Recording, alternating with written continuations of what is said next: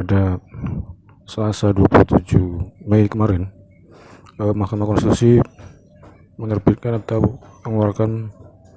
sebuah putusan ini terkait dengan uji materil pasal 34 ayat 2 Undang-Undang Nomor 20 Tahun 2003 tentang Sistem Pendidikan Nasional, Undang-Undang Sisdiknas. Nah, putusan tersebut bernomor 3 garing PUU garis 22 Romawi garis miring 2024 ya. Nah, adapun yang menjadi pemohon dari uji materi ini adalah satu lembaga yang konsen di bidang pendidikan, yaitu Jaringan Pemantau Pendidikan Indonesia atau disingkat JPPI, dan juga ada 3 orang yang bekerja ataupun berstatus sebagai ibu rumah tangga. Nah, sebelum kita masuk kepada materi putusan, nah apa yang bisa kita lihat kewenangan dari Mahkamah Konstitusi ya. Nah, MK atau Mahkamah Konstitusi ini merupakan satu lembaga dalam sistem ketatanegaraan kita sebagai produk ataupun hasil dari perubahan Undang-Undang Dasar 1945 tepatnya pada amandemen ketiga di tahun 2021 yang melahirkan Mahkamah Konstitusi, dan di tahun 2003 dengan Undang-Undang Nomor 24 tahun 2003 tentang Mahkamah Konstitusi menjadi lembaga yang baru terkait dengan apakah undang-undang itu menjadi objek dari pengujian yang dilakukan oleh Mahkamah Konstitusi atau MK. Nah, sebagai lembaga yang dianggap sebagai the guardian of constitution atau pengawal konstitusi, MK ini merupakan satu lembaga yang dimana di dalam Undang-Undang Dasar 1945 di pasal 24 ayat 2 disebutkan bahwa kekuasaan kehakiman dilakukan oleh sebuah Mahkamah Agung dan badan peradilan yang berada di bawahnya dalam lingkungan peradilan umum, lingkungan peradilan agama, lingkungan peradilan militer, lingkungan peradilan tata usaha negara, dan oleh sebuah Mahkamah Konstitusi. Nah, artinya MK merupakan pelaku kekuasaan kehakiman selain dari Mahkamah Agung. Nah, untuk Mahkamah Agung ini kewenangannya diatur dalam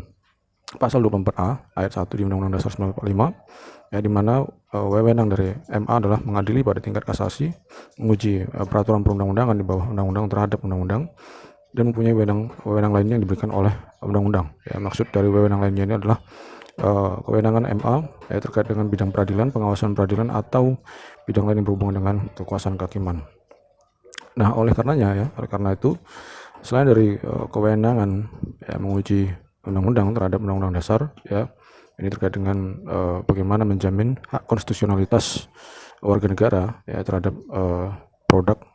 undang-undang yang dilahirkan, apakah itu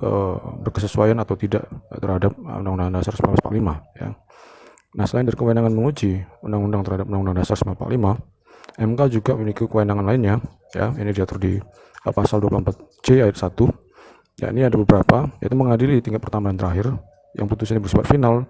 untuk memutus sengketa kewenangan lembaga negara yang kewenangan diberikan oleh Undang-Undang Dasar,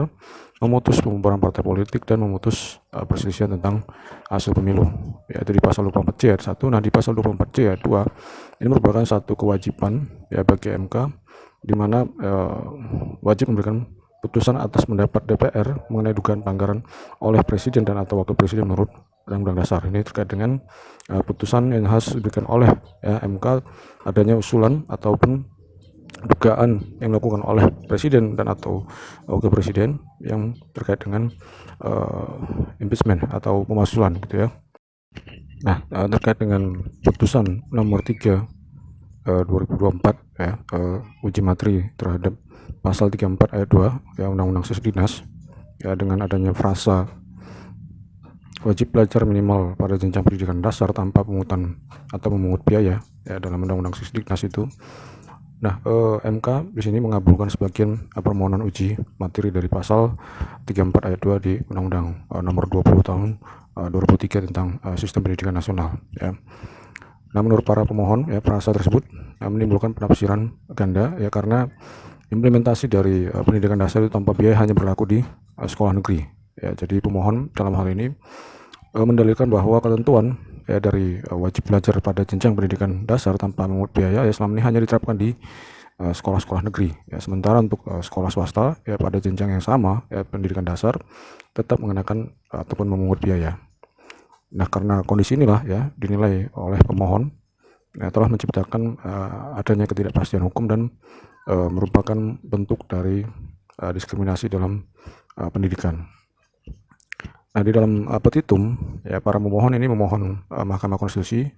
untuk menyatakan pasal 34 ayat 2 Undang-Undang Sisdiknas sepanjang frasa wajib belajar pada jenjang pendidikan tanpa ya jenjang pendidikan dasar tanpa memungut biaya inkonstitusional secara bersyarat dengan Undang-Undang Dasar 1945 dan tidak memiliki kekuatan hukum mengikat kecuali dimaknai sebagai wajib belajar pada jenjang pendidikan dasar yang dilaksanakan di sekolah negeri maupun sekolah swasta tanpa memungut biaya. Nah, MK ya dalam amar putusannya ini menyatakan bahwa pasal 34 ayat 2 Undang-Undang nomor 20 tahun 2003 ya ini disebutkan inkonstitusional sepanjang tidak dimaknai pemerintah dan pemerintah daerah menjamin terselenggaranya ya, wajib belajar minimal pada pendidikan dasar tanpa pungutan biaya baik untuk sekolah negeri dan swasta ya. Jadi bisa kita lihat ya, bagaimana kutipan dari amar putusan tersebut ya, ini menyatakan pasal 34 ayat 2 Undang-Undang nomor 20 tahun 2003 bertentangan dengan Undang-Undang Dasar Negara Republik Indonesia tahun 1945 dan tidak mempunyai kekuatan hukum mengikat secara bersyarat sepanjang tidak dimaknai pemerintah dan pemerintah daerah menjamin terselenggaranya wajib belajar minimal pada jenjang pendidikan dasar tanpa memungut biaya baik untuk satuan pendidikan dasar yang diselenggarakan oleh pemerintah maupun satuan pendidikan dasar yang diselenggarakan oleh masyarakat. Nah, MK juga ya menilai penerapan dari pasal 34 ayat 2 ini ya hanya untuk sekolah negeri. Nah, ini menimbulkan kesenjangan akses pendidikan dasar ya bagi peserta didik yang terpaksa bersekolah di sekolah atau madrasah swasta akibat adanya keterbatasan daya tampung di sekolah negeri ya. Nah, dalam hal ini ya norma dari pasal 34 ayat 2 Undang-Undang pasal 31 ayat 2 Undang-Undang Dasar 1945 harus dimaknai sebagai pendidikan dasar baik yang diselenggarakan oleh pemerintah ya dalam hal ini sekolah negeri maupun yang diselenggarakan oleh masyarakat ya dalam hal ini adalah sekolah swasta. Nah, MK ini menegaskan ya bahwa sekolah ataupun madrasah yang sifatnya swasta ya tidak dilarang sepenuhnya untuk membiayai sendiri penyelenggaraan pendidikan yang berasal dari peserta didik atau sumber lain yang sah ya selama tidak bertentangan dengan peraturan perundang-undangan ya. Nah, sementara itu bantuan pendidikan ya bagi peserta didik yang bersekolah di sekolah swasta tetap hanya dapat diberikan ya kepada sekolah atau madrasah swasta yang memenuhi persyaratan atau kriteria tertentu berdasarkan peraturan yang berlaku ya. Ada juga ya sekolah atau madrasah swasta yang tidak pernah atau tidak bersedia menerima bantuan anggaran dari pemerintah, tapi dalam penyelenggaraan ya kegiatan pendidikan mereka ya dengan berbasis pembayaran atau pembiayaan penyelenggaraan pendidikan itu berasal dari peserta didik sepenuhnya ya. Nah, terhadap sekolah atau madrasah swasta itu ya MK itu menilai tidak tepat ya jika dipaksakan boleh lagi mengenakan ataupun memungut biaya penyelenggaraan untuk kegiatan pendidikan dari peserta pendidik ya. Nah, sementara kemampuan fiskal dari pemerintah untuk memberikan bantuan ya biaya penyelenggaraan pendidikan dasar ya bagi satuan pendidikan yang diselenggarakan oleh swasta yang berasal dari APBN ataupun APBD ya diakui ini juga masih terbatas ya. Nah, sekalipun ya tidak ada larangan bagi sekolah ataupun madrasah swasta membiayai sendiri penyelenggaraan pendidikannya ya yang berasal dari peserta didik atau sumber lain, namun sekolah ataupun madrasah swasta ya tetap memberikan kesempatan ya kepada peserta didik ya di lingkungan sekolahnya untuk menjadi peserta didik ya. Jadi tidak serta-merta ya adanya diskriminasi ya sehingga orang yang tidak mampu membayar biaya pendidikan itu dikeluarkan ataupun tidak boleh bersekolah gitu ya. Nah, tentunya dengan memberikan skema kemudahan ya pembiayaan tertentu, apakah itu digratiskan ataupun adanya keringanan ya ini terutama bagi daerah yang tidak terdapat sekolah ataupun madrasah yang menerima pembiayaan dari pemerintah ya dalam hal ini dari kementerian ataupun dari Pemdanya sendiri. Nah, maka dari itu ya untuk menjamin hak atas pendidikan tanpa diskriminasi ya negara dalam hal ini adalah pemerintah itu wajib menyediakan kebijakan afirmatif